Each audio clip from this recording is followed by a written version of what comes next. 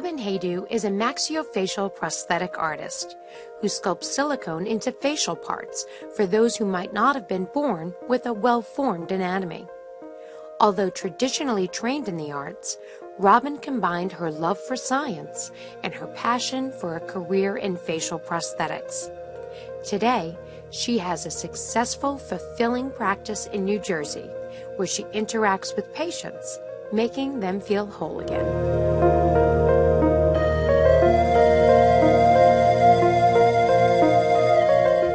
With Robin at her office in New Jersey to learn more about her fascinating art form.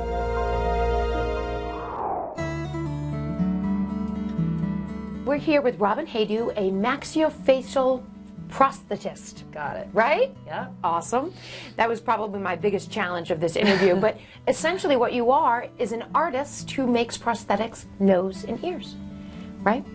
So now, how did you get started in this? Are you an artist by trade that got into the medical field? That's exactly how it got started. I went to school for art for about 5 years. Any particular kind of art? Well, first it was graphic design, didn't really like that, and I transferred over to scientific illustration, where I discovered this field. I'm a perfectionist, and scientific art has to be on point. So that's just the way I work. So to be able to make prostheses with that same mentality is how they become so realistic. Now, there aren't many maxillofacial prosthetists, right?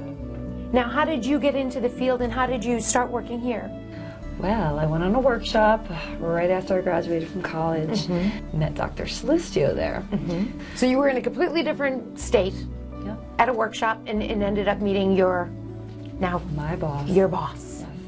And he'd made prostheses in the past, but was looking for someone to take over that part. Isn't that wonderful? So now tell me a little bit about what it's like working with the patients and sort of, you know, in the words of Jerry Maguire, you complete me. How do you feel about being that person?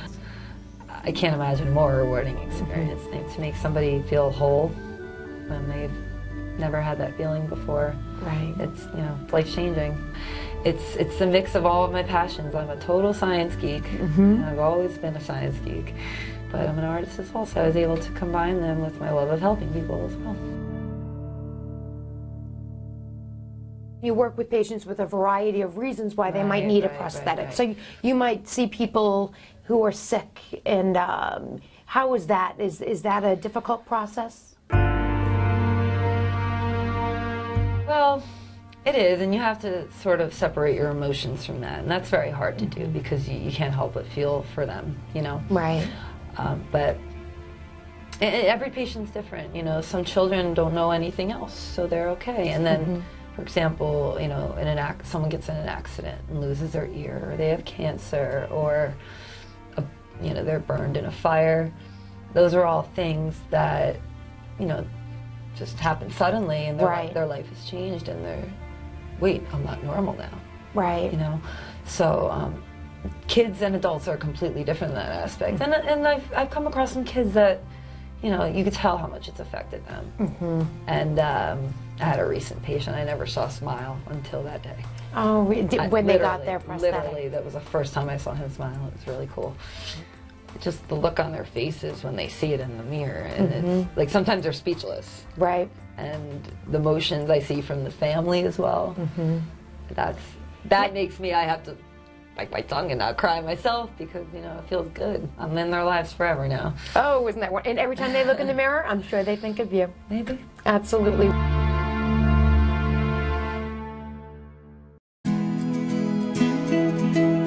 Robin's patient, Chris Padilla, is a 9-year-old boy born with only one well-formed ear.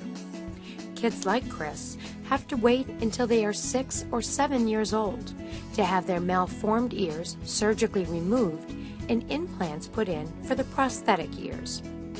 Robin agreed to demonstrate the making of a silicone ear for Chris from start to finish. The first stage, Robin explains, is to make the mold from Chris's normal ear, which will be the blueprint for the final prosthetic. Okay, Robin, so we're here with Christopher, a 9-year-old patient of yours, who you've been a patient for a while, right? Yeah. A few years. So now tell me what you're going to do here. Okay, first step, we make impressions of both sides. Okay. Which is, turn your head, sweetie. So he's already had the implants put in. He's already had the implants put in, correct. And then we also take an impression, turn this way a little bit. Of the other ear. Of the other ear.